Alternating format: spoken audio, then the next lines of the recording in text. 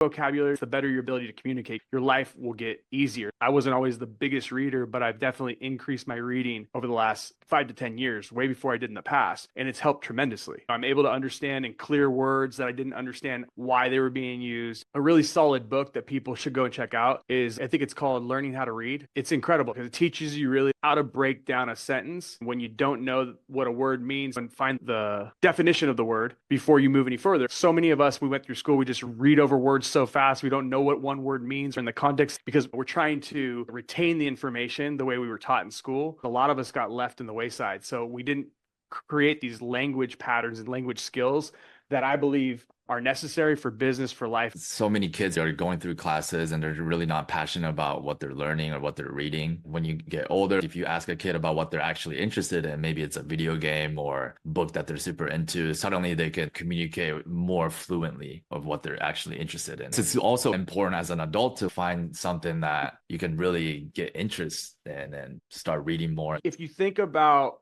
communication and its value. Over the last few years, I've been learning how to edit videos. I've hired lots of different video editors. And what I found, I have this vision in my head of what I see for the edits or for the scene, but I'm not necessarily communicating correctly with the person doing the edits in the way that they're used to being communicated. So here's a really cool trick that I've learned that has been really helpful in a lot of different arenas. It doesn't matter what it is. I like to go and use AI to find out the form at which people in whatever arena I'm going to communicate with them. Let's just say they're a video editor.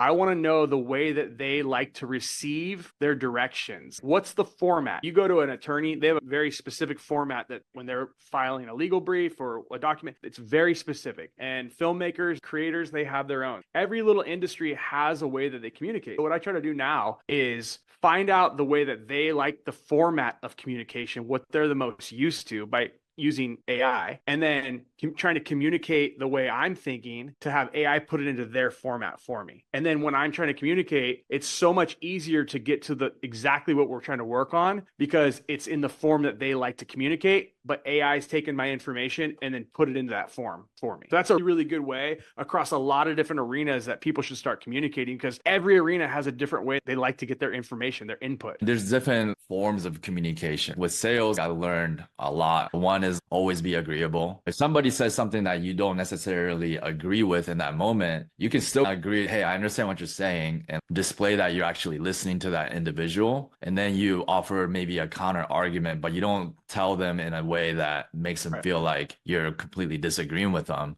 We go, hey, maybe you said it this way. This is how I think about things. So always kind of being agreeable and understanding like you're doing body languages or certain things where you're actually listening to that individual rather than you're thinking about the next thing that you're about to say.